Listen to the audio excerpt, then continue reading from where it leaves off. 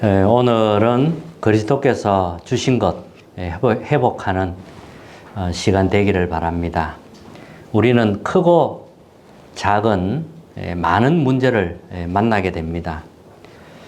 큰 문제에는 하나님의 큰 계획이 있습니다. 낙심하지 말고 기도하시면 됩니다. 함께 기도하면 돼요. 일단 여러분 한 사람이 살아나야 됩니다. 그게 하나님의 계획입니다. 다른 것으로는 나를 살릴 수 없습니다. 오직 복음의 능력으로만 나를 살릴 수 있습니다. 복음의 능력을 체험할 그런 기회가 온 것입니다. 절대로 흔들리지 마시기 바랍니다. 나에게 정말 필요한 것이 무엇인지 여러분 복음의 능력입니다. 그래서 이걸 체험할 수 있는 그런 기회인 것입니다. 렘넌트가 살아야 가정도 살고 또 현장도 살게 됩니다. 어떤 문제가 와도 여러분은 하나님의 자녀입니다. 그리고 이 시대의 렘넌트입니다. 꼭 기억하시기 바랍니다. 하나님은 렘넌트와 함께 하십니다.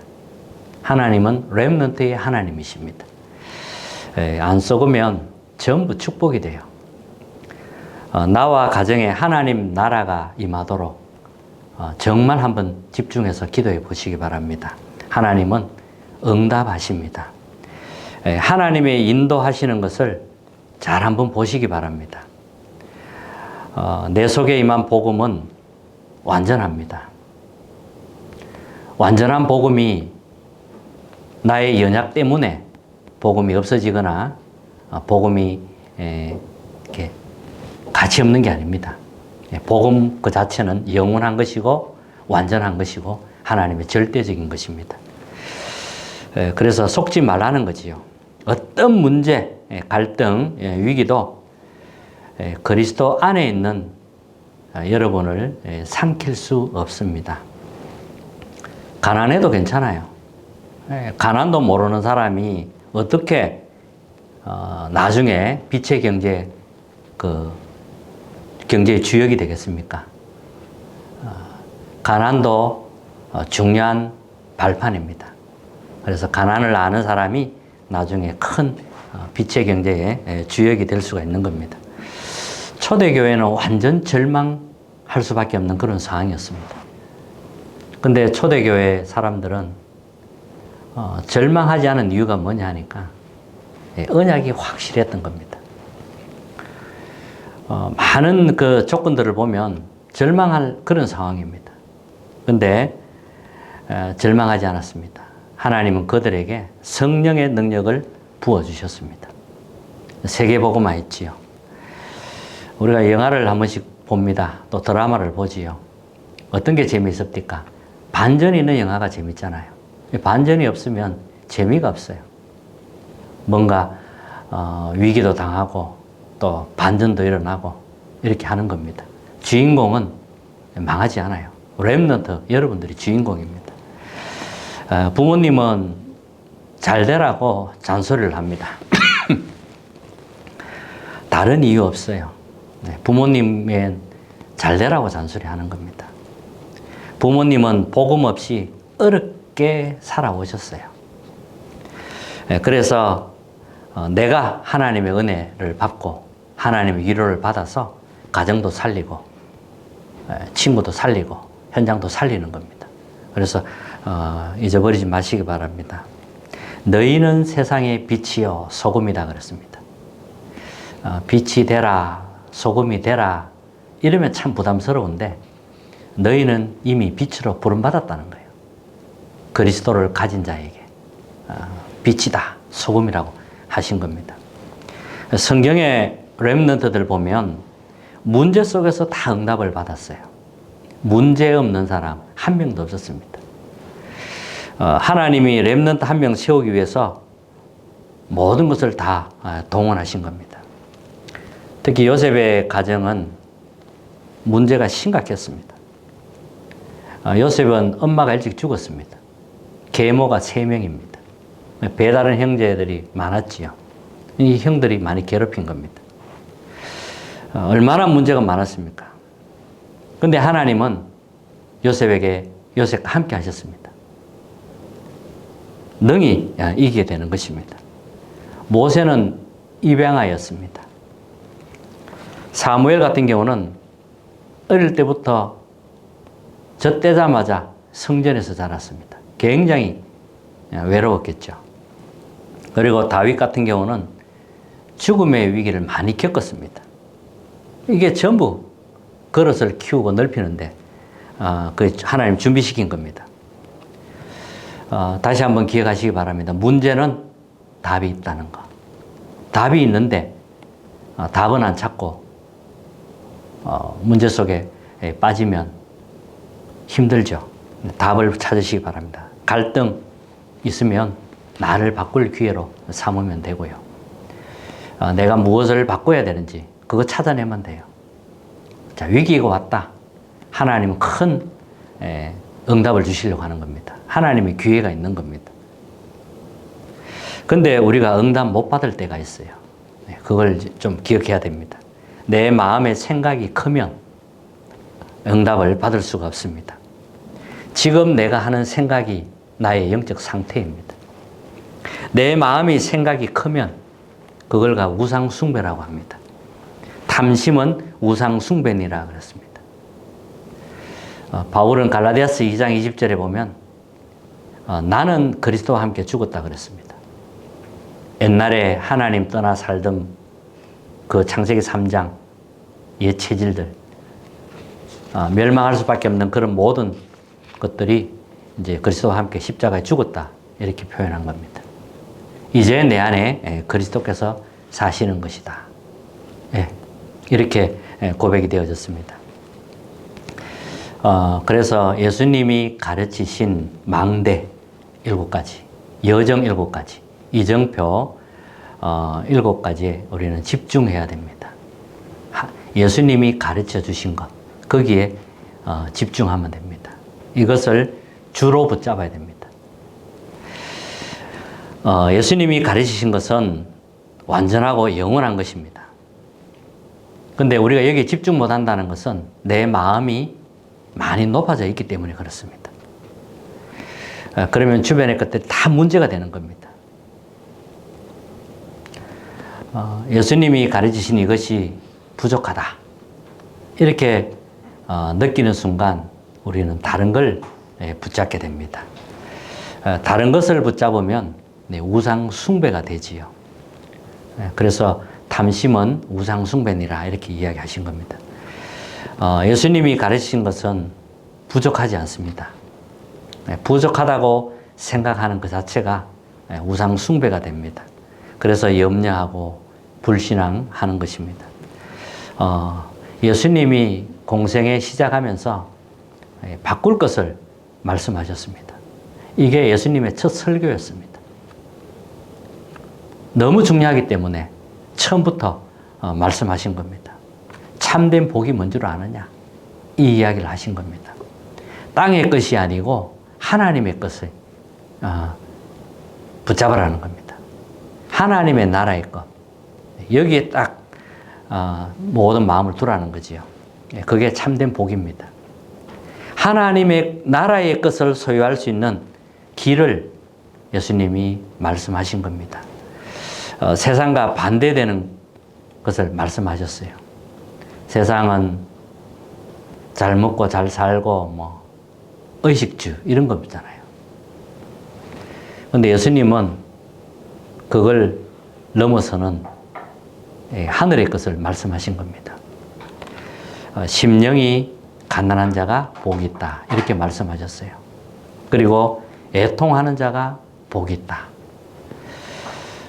온유한 자가 복이 있고 의에 줄이고 목마른 자, 긍휼히 여기는 자가 복이 있다. 마음이 청결한 자가 복이 있다고 했습니다. 화평케 하는 자, 의를 위하여 박해받는 자가 복이 있다고 한 겁니다. 예수님이 말씀하신 복입니다. 기준을 자꾸 땅에 두려고 합니다.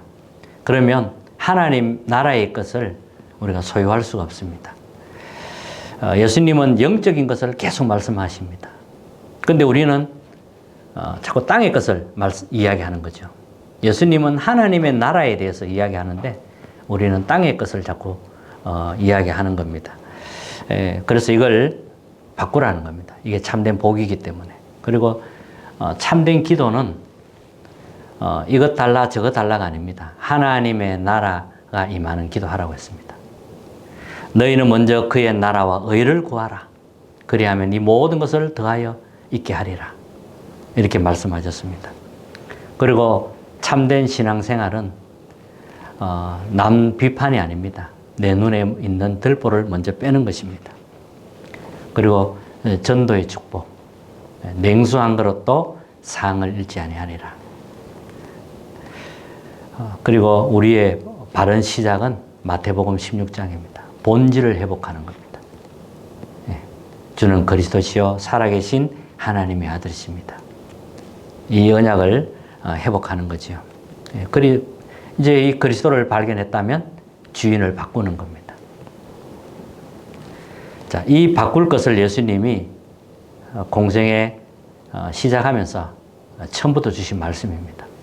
그리고 버릴 것, 육신적인 동기, 잘못된 동기, 이런 거 다 버리라고 하십니다.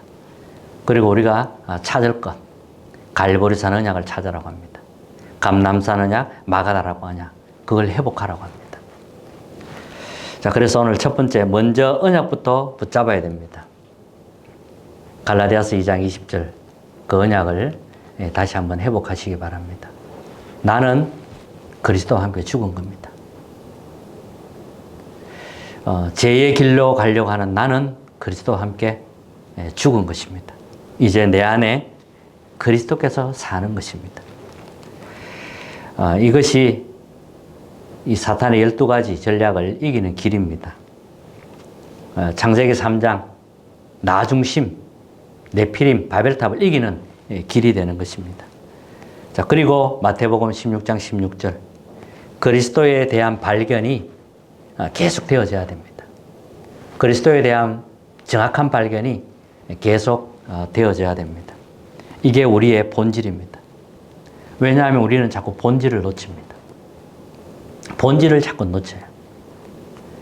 그래서 예수님이 물은 겁니다. 사람들이 나를 누구라 하더냐. 사람들은 예수님을 잘못 보았습니다. 예레미야처럼, 엘리야처럼, 세례요한 선지자처럼 보았습니다. 그러면 너희들은 나를 누구라 하더냐 이렇게 질문했지요. 그때 베드로가 주는 그리스도시요 살아계신 하나님의 아들이십니다. 이렇게 고백한 겁니다. 자, 본질이 아니고서는 음부의 권세를 이길 수가 없습니다. 본질이 아니고서는 반석 위에 세워질 수가 없습니다. 여러분 꼭 기억하시기 바랍니다. 자, 이래야만 이제 그리스도 안에서 우리가 새로운 피조물이 되는 겁니다. 영적 DNA가 바뀌는 겁니다. 자, 두 번째는 그런 다음 이제 절대 망대가 세워지는 겁니다. 하나님의 망대가 세워진다 이 말이죠. 성삼위 하나님이 나의 망대입니다. 영원한 나의 망대예요. 그분이 내 안에 세워져야지요. 말씀으로, 구원의 역사로, 성령의 능력으로. 완전히 이게 근원적인 거잖아요. 그 하나님의 것이 내 안에 세워져야 되죠. 당연한 것입니다. 그리고 보좌의 축복. 성삼위 하나님이 나의 망대이기 때문에 여기에 따라오는 게 보좌의 축복입니다. 하나님 나라 임하게 되죠. 하나님의 나라는 시공간 초월하는 겁니다. 영혼의 세계의 것입니다. 그래서 237과 5천 종족에게 빛이 비치는 겁니다. 여기에서 기도하면 이 빛이 5천 종족에까지 비춰지는 것입니다. 이 하나님의 생명이 내 안에, 나의 영혼 속에, 나의 삶 속에 임하는 것입니다.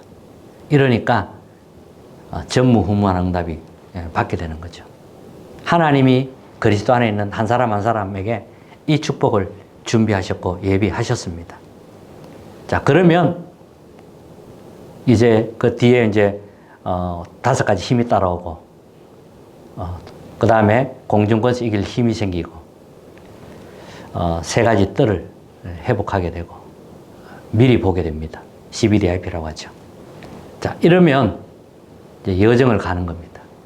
자, 우리가 신앙생활 하는 것은 하나님의 여정을 가는 겁니다. 망대를 세워서 하나님이 원하는 길로 가는 겁니다. 그리고 이정표입니다. 하나님의 절대 이정표가 있습니다. 갈보리산에서 로마까지 가는 이정표. 망대 여정 이정표는 예수님이 주신 것입니다. 이게 하루아침에 만들어진 게 아니죠. 영세 전부터 교회에 가신 것이고, 그 영세전에 예언되었던 그 그리스도께서 성육신 하신 겁니다. 십자가 지시고 부활하셨고, 부활하셔서 40일 동안 제자들에게 하나님 나라의 일을 말씀하셨습니다. 그리고 재림주로, 심판주로 서시게 됩니다. 자, 이런 영원한 시간표 속에서 주신 말씀입니다. 그래서 이 망대 여정 이정표를 진짜로 최우선적으로 붙잡고 이것으로 각인시키고 해야 됩니다.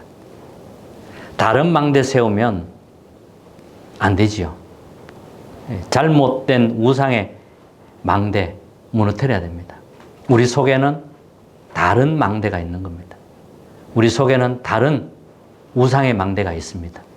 그것을 무너뜨리라는 거죠. 자, 그러면 세 가지 흐름을 따라가게 됩니다. 자, 우리는 세 가지 흐름을 따라가야 돼요. 말씀 성취를 따라가는 겁니다. 사도행전 2장 1절에서 47절에 보면 중요한 말씀이 나오죠. 말씀이 막 성취되어 갑니다. 그곳으로 가는 겁니다. 오순절 날이 이미 이름에 성령의 역사가 일어났습니다. 이랬더니 15나라 전도 문이 열렸습니다. 그 사람들 통해 말씀이 막 현장으로 퍼져나갔습니다. 요엘서에 예언되었던 그 말씀이 이제 성취되는 거지요. 그래서 말씀이 계속 퍼져나가는 겁니다. 사도의 가르침을 받고 날마다 집에서 성전에서 모여서 말씀 포럼이 되어진 것입니다. 이러니까 이제 예루살렘, 유다, 사마리아 땅 끝까지 말씀이 성취되어 간 것입니다. 우리는 말씀 성취 따라가는 겁니다. 말씀이 멈추면 멈추면 돼요. 말씀이 가면 됩니다. 그리고 기도 응답의 흐름이 있습니다. 정확한 기도의 응답의 흐름을 우리는 따라가는 것입니다. 사도행전 13장에 보면 바울이 성령의 인도를 정확하게 받았죠. 기도 속에서 성령의 인도를 정확하게 받은 겁니다. 그리고 그래서 이제 마게도냐 첫 성에 간 루디아를 만나게 되죠. 이게 전부 기도 응답의 흐름이었습니다. 그리고 하나님 나라의 일에 대해서 증가하면서 로마도 보아야 하리라. 바울이 로마를 보게 된 것입니다. 자, 이 흐름을 따라간 것입니다. 그리고 전도의 본질을 따라가는 겁니다. 기억하시기 바라고요. 배려하고 또 소통하고 우리는 하나님의 인도를 받는 것입니다. 자, 결론. 교회가 꼭 해야 하는 것. 세 가지 뜰입니다. 우리 자신이 먼저 삼뜰이 만들어져야 됩니다. 이방인의 뜰, 아이들의 뜰, 기도의 뜰. 그리고 교회도 이 세 뜰을 만들어야 되고요. 그리고 금, 토, 일 시대, 여기 방향입니다. 기도를 하시기 바랍니다. 금요일에는 모여서 정말 치유되는 힐링하는 시간이 있어야 되겠고요. 토요일은 전체가 함께 가야 되고, 일요일에는 이제 모여서 이렇게 함께 예배 드리는 것입니다. 그리고 237과 5천 종족, 5천 종족의 마음을 좀 품으시기 바랍니다. 여기에 기도하시면 하나님이 응답하시게 되어 있습니다. 5천 종족의 마음에 품고 우리는 함께 기도해야겠습니다. 그리스도께서 주신 것, 그것 회복하는 시간 되기를 바랍니다. 다른 그 붙잡으면 이게 안 돼요. 우리는 그리스도께서 주신 것, 이걸 진짜로 붙잡아야 됩니다. 그렇게 해서 하나님의 응답이 일어나는 그런 한 주간 되시기를 주님 이름으로 축복합니다. 266장입니다.